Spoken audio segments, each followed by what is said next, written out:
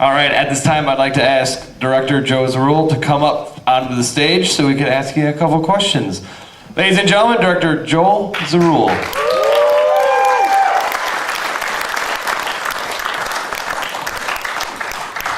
First thing I want to ask you, is it FDA approved that alcohol will prevent infection due to a cadaver? Yes, that's what you learned from this film. So, it says at the end of credits that this was adapted from a 48-hour film project. Give us just a little bit of history on that. So I don't know if you guys are familiar with the 48-hour film project, but you'd make a film in 48 hours and you write it and stuff. And we did this from a previous 48-hour film we worked on in Des Moines, Iowa. And we won for that, and we got to do some fall shootout in 2006, and all the teams that won got to be a part of it, and we made a short Cadaver Christmas based on the stuff that we got, and there was probably 15 prizes, and there was 30 teams, and we didn't win anything. And we thought, let's make that into a feature-length movie after that, so. And explain how the 48-hour project works, where you said you got your stuff, so. Yeah, so has anybody else done a 48-hour film out there or heard about it?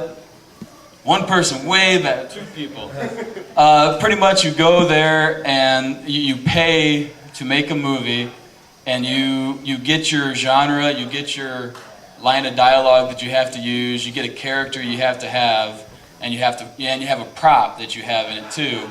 And so we had all of that, and then in this particular 48-hour thing we were working on, it was sponsored by Sam Adams, and the beer was Old Fezziwig beer, and we drew science fiction, and it all kind of came together with that from the beer and science fiction. So.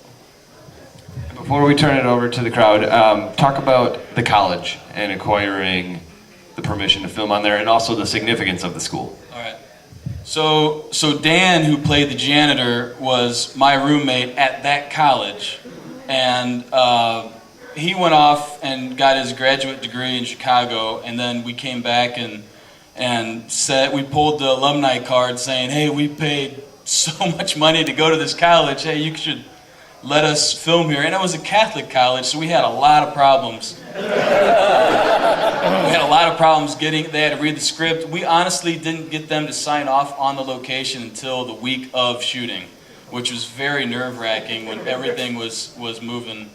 But so it's kind of a neat thing. And then also what's funny is the professor in that was both our professors in college. He was the theater professor, but he also did journalism and media stuff that I was in. And since he's retired, Dan, who's the janitor, is now taking his place. So he now works at that college. So. All right, anyone in the audience have any questions for Joe? I know we have to have some. Just how much blood did you use in that film? Dan seemed to be covered constantly. He was not happy about that for the most part. And he lost his eyelashes a couple times from that, but it didn't bother me at all. So, we used quite a bit of blood, but it didn't really. It's good that we use blood instead of CG blood for the most part too, and people like that. So. Yeah, you had one back there. Yeah, I was going to ask about the blood. Did you just use like corn syrup or what? It was corn syrup.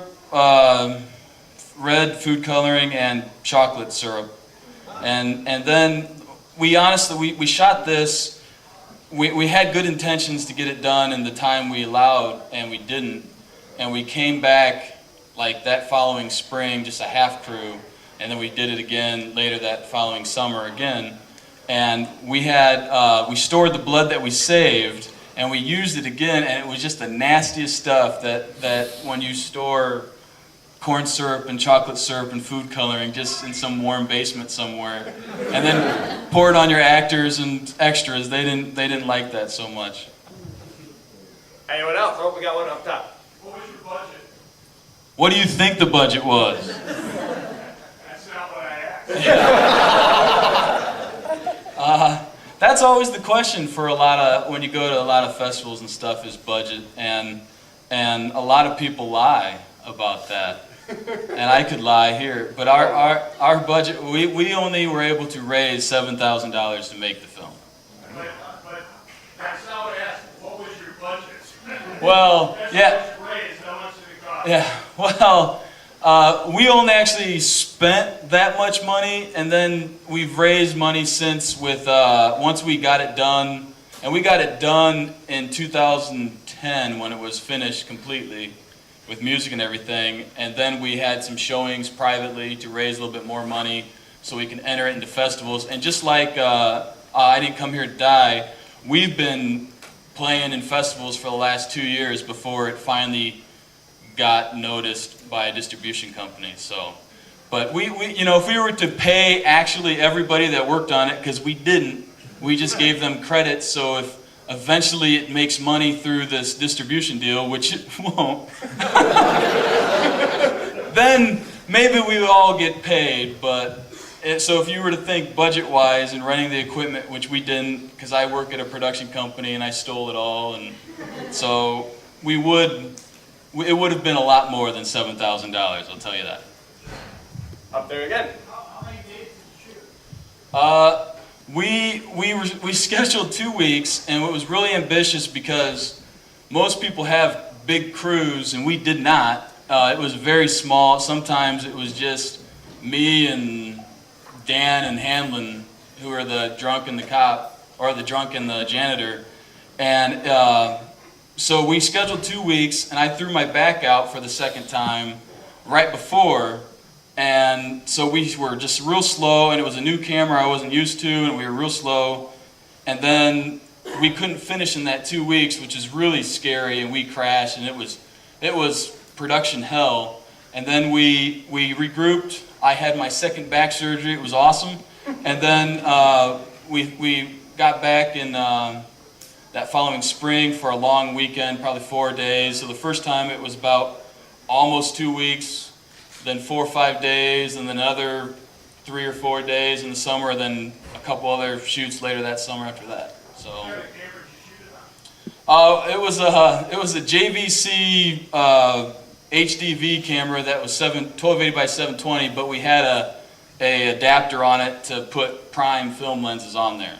So it is old technology nowadays, but back then when we started shooting it in 2008, it was pretty cool. And already technology moves so fast, it's old, and we don't use that camera anymore. It just sits in a box. And it was literally, the camera's like that big.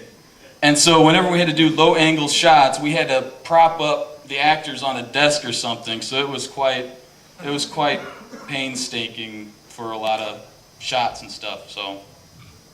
Anyone else with a question? Yes. Why the choice in the old film look? That hit a lot of our problems.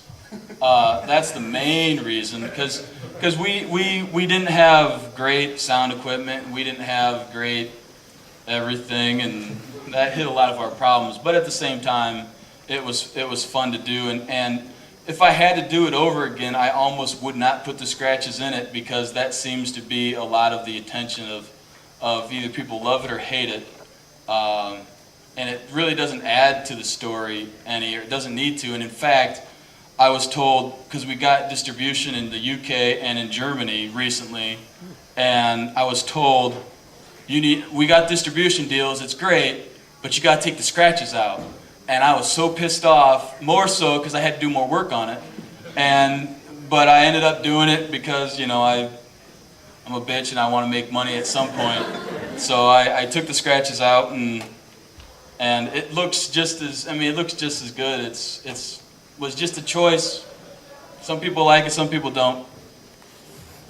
I saw one more question up top. No? Anyone done? Oh, we got, yeah.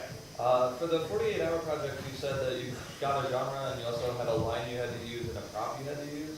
Yeah. What were the line and the prop, and did those make it into the future? The original 48-hour film that we did is on YouTube. The prop was an extension cord in the original, and I don't think there was an extension cord that I can remember. Well, I don't know.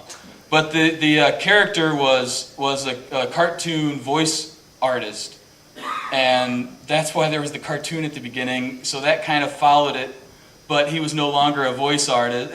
You know, some of it didn't make any sense.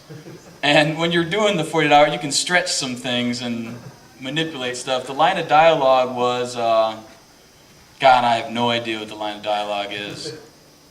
I can't remember what the line of dialogue was. But you can watch it, it's on YouTube, and it's great. It didn't win anything. And you mentioned the distributor a couple times, and Tuesday is a big day for you, so why don't you inform everyone about what's coming up? All right. We got distribution through Level 33, just like I Didn't Come Here to Die. And our film releases this Tuesday, so we're pretty excited about that. So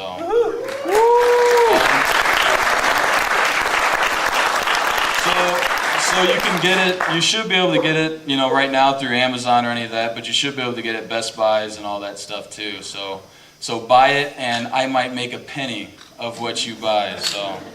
And something that's important is, you know, supporting independent horror, but if that penny comes in and then another penny comes in, that leads to extra projects. When a film becomes successful, investors are more interested to finance another film. So, supporting independent horror, supporting independent anything is always very, very important. Any closing words, Joe? No, I have nothing. All right, let's hear it for Joe and Cadaver Christmas again.